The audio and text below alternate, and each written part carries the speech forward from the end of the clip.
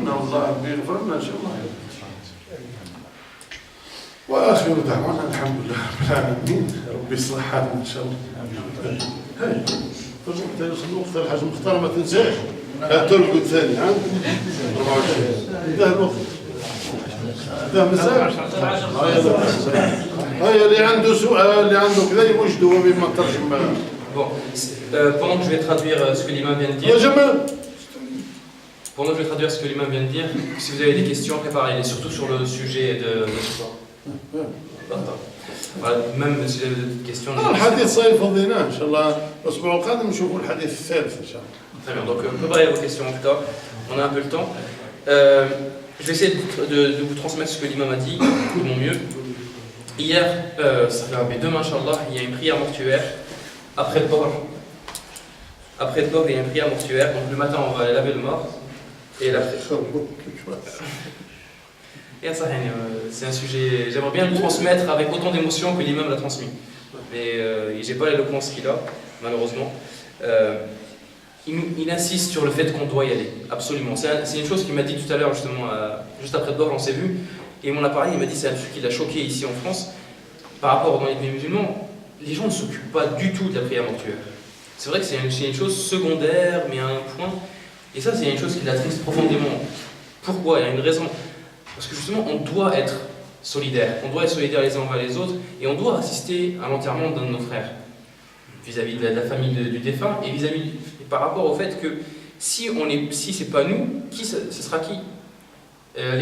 L'imam donne l'exemple de cette personne, justement, qui a voulu enterrer son père de manière musulmane, mais il ne savait pas comment s'y prendre. Il a parlé de costume. Il s'est dit, je vais mettre mon père dans un costume. Il a hérité ça d'où? Ça, on le voit ça dans les films américains, qui mettent des morts dans des costumes. C'est-à-dire que vraiment, là, la diaspora musulmane en France, elle est vraiment disloquée, il n'y a aucune solidarité. Si on arrive à ce point. Donc l'imam nous encourage à plus de solidarité, et surtout à des occasions comme celle-là, où on peut témoigner de notre présence. Donc il faut absolument, ceux qui ne travaillent pas, mais quand il dit travail, il parle de vraiment travail où on est obligé d'y aller, où on est rémunéré, mais c'est lui qui a juste quelque chose à faire, qu'il laisse ça à plus tard, quelque chose à faire, que ce soit avec ses parents, avec sa femme, peu importe. Si c'est quelque chose qui peut le reporter, qu'il le reporte, c'est très important, demain, Inch'Allah, de venir. On fait la salat al-Dhuhr ici, et tout de suite après, on va à la morgue qui est juste à côté, celle de Mathieuti, pour faire la prière mortuaire. Monsieur Mathieuti, attendez. Donc c'est à l'hôpital. C'est à l'hôpital. Donc juste après le Dhuhr ici, on va directement après, Inch'Allah, à l'hôpital, à la morgue de l'hôpital pour la prière mortuaire. J'espère que j'ai transmis de mon. Est-ce que vous avez des questions? هل لديكم أسئلة؟ حاج العزاز شيخ اللي ما عجبكش شيخنا هل يجوز داخل الصيف والوقت دي يعلق بزاف؟ هل يجوز ما نجموش نقدموا نهبطوا في الوقت الاذان العشاء؟ هل يجوز؟ ايه هو قاعد يطول بزاف، قاعد يطول بزاف واحد الساعة ونص شوفوا حتى 11 ونص. خلي نزيدوا شوية الحاج، خلي نزيدوا شوية حتى يقرب رمضان ونهبطوا نديروا ساعة وربع بين المغرب والعشاء، لأنه درك تقريبا أو كيفاش تهبط من صايبة حسين الروح سبحانه والروح باش يرتاح حسين والعشاء يولي قريب. لا جاي التراويح. يلزم يرتاح ثاني شوي. عنده ساعة وربع. شوية. شوية عليه يقعد في داره. هو ديجا في الصيف على بالك يعني الواحد اولا الحال سخون، ثانيا الوقت متاخر يعني حبذا في رمضان الواحد نورمالمون ما يفطرش الا بعد ما يروح التراويح، لانه يفرق الصيام هكذا برك حاجه خفيفه باش يقدر يصلي. اذا كان كلا وفطر يجي ليله زوج ثلاثه التراويح ومن بعد يبطل ما عادش يتعب، لانه يتعب من الاحمال والاثقال اللي لاحها في المعده تاعو. صافي راك تعرف الماكله البطنه تذهب الفطنه هكذا يقولوا العرب تاعنا. الماكله بزاف تثقلك وتتعبك وتحس في روحك تحس في روحك مريض وتحس يا خويا نروح لدارنا بزاف تروح عليا بزاف. فالواحد ياكل بالشوي برك ايوا ذاك هو الحاجه، لانه اذا خليناها راح نبداو نصلوا التراويح على 11 ونص، نروحوا على الواحده تاع الليل بزاف. يعني ديجا ربع ساعه راح نقصوا ربع ساعه من درك، ماشي حاجه كبيره يعني. ان شاء الله الحاجه اللي ذاك نقربوا شويه نديروها. درك كل ما زادت نقدروا نصبروا عليها شويه. Le frère a posé une question, est-ce qu'on peut rapprocher l'heure de Aïcha, étant donné que maintenant il est de plus en plus tard? Est-ce qu'on peut raccourcir un peu le temps qui est entre Maghreb et Aïcha? L'imam a dit, on le fera Inch'Allah pour Ramadan. Un petit peu avant Ramadan, on va essayer de rapprocher. Objection, monsieur le juge, comment pendant Ramadan on a... C'est le misant. Objection, pourquoi? C'est le mauvais moment de l'année. Entre le Maghreb et l'Aïcha, c'est le moment où la personne va rentrer chez elle pour se reposer un peu et pour manger.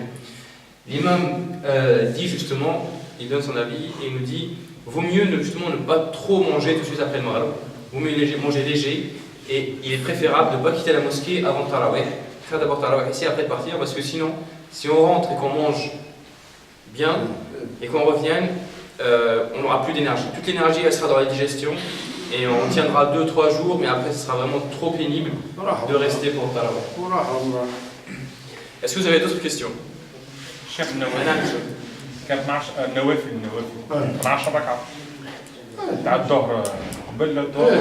الرواتب هذوك يقولوا الرواتب، السنن الرواتب، السنن الراتبه تاع الظهر صلوهم قبل ولا من بعد؟ كاين قبل وكاين بعد. تحب 4 قبل الظهر ولا 2 وبعد 2 قبل العصر 4 بعد المغرب 2 بعد العشاء كيف قبل العصر 4. ها كي تحب المهم تدير برك، المهم تدير النافله يعني. العدد ماشي شرط يعني، ماشي وان كان 4 تاع الظهر شويه فيهم حديث، لانه 4 ركعات قبل الظهر لا تسليم بينهما، تفتح لهما ابواب السماء. يعني بعد ادعي واش حبيت، يعني تصلي 4 ركعات لاصقين في بعضهم بلا التحيه في النص هذاك وبلا سلام بيناتهم، تفتح لها ابواب السماء. وكاين ياسر حوايج ان شاء الله كل مره نديروا. هذا بعد الاذان شيخ ولا قبل الاذان؟ كيف الحاج، المهم قبل الظهر، قبل الصلاه. الضحى. قبل الصلاه. الضحى شيخ. لا قبل الظهر. ضحى هضره اخرى. هو اللي يربع. ضحى حتى 12 ركعه مش من 4. 2 ولا 4 ولا 6 ولا 8 ولا 10 ولا 12 حتى ضحى. كل ركعه فاتحه وسوره تاع قبل الظهر. 4 ركعتين وتسلم منها. لا تاع الظهر ركعتين حتى اي نورمال عادي. لأن 4 ركعات لاصقه في بعضها. كيما تحب تصلي اصلا تحب تحي وما تسلمش وتوب وتزيد 2، تحب ما ديرش هذيك تاع نص كلاس ودير عادي الامر. يعني شيخ صلاة الضحى يعني امتى تبدا صلاة الضحى؟ حتى دلوك الشمس، حتى يعني يقوم قائم الظهيرة. ايوه يعني حتى تعود الشمس في كبد السماء 12 يعني مثلا زوال حتى الزوال، حتى الزوال اذا وصل الظهر صحيح. ها يا سي عبد العزيز، ها يا خويا دبر راسك. يدعو يدخل في الدين خاطئا. يدعو يدخل في الدين خاطئا. اي هو دوشهم الحوايج. Voilà, la question c'est sur la prière sunna, donc la prière surérogatoire. Surérogatoire. حتى القاولي même je l'ai dit, il m'a dit je préfère tes sunna, c'est plus simple. Surérogatoire avec. Voilà. Donc la question était voilà, sur les prières surérogatoires, donc combien a-t-il, à quel moment il faut les faire. C'est tout un sujet, l'imam va y revenir Inch'Allah plus tard, plus en détail.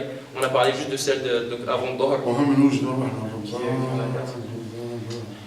Voilà, par contre l'imam c'est sur un fait, il faut qu'on se prépare pour Ramadan parce qu'il est à nos portes. Ramadan est vraiment tout près.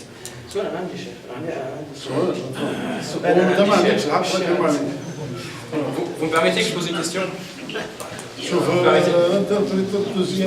J'ai le droit à une question? C'est l'heure. C'est l'heure? Ah, c'est l'heure. On parlait de ceux qui ont gagné de l'argent illégalement. Est-ce qu'ils ont une chance de purifier cet argent? Ou est-ce qu'il faut qu'ils donnent tout ce quoi il a? عندك عندك سؤال يدير له مسلم. ايش كيدير السكين؟ وليش كيعطيك كاع الله أكبر. لازم يعطيك أشهد أن لا إله إلا الله. أشهد أن لا إله إلا الله. أشهد أن محمدا رسول الله. أشهد أن محمدا رسول الله. حي على الصلاة. حي على الصلاة. حي على الفلاح. حي على الفلاح. الله أكبر. الله أكبر. لا إله إلا الله.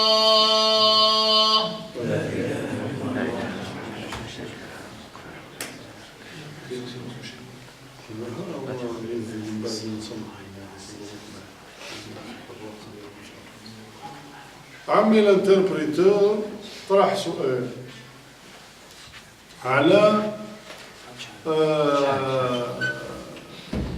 اللي عنده مال أكرمكم الله متسخ من مصادر غير شرعية، هل يستطيع أن يطهر ماله؟ والجواب والله أعلم، يعني يا رب يوفقنا إن شاء الله للجواب. هو اللي قرر فعلا يتوب إلى الله عز وجل، ذاك المال الموسخ كله يخليه، أو يخليه ويبدأ حياة جديدة إن شاء الله، وهو يعين ربه. والذين جاهدوا فينا لنهدينهم سبلنا وإن الله لمع المحسنين. ربي ما يخليش. النبي صلى الله عليه وسلم واحد جاه مرة واحد داير خاتم تاع ذهب في يده، قال له نحاه له وطيشه، فقال له واحد هزه وروح ذوب وبيع ودير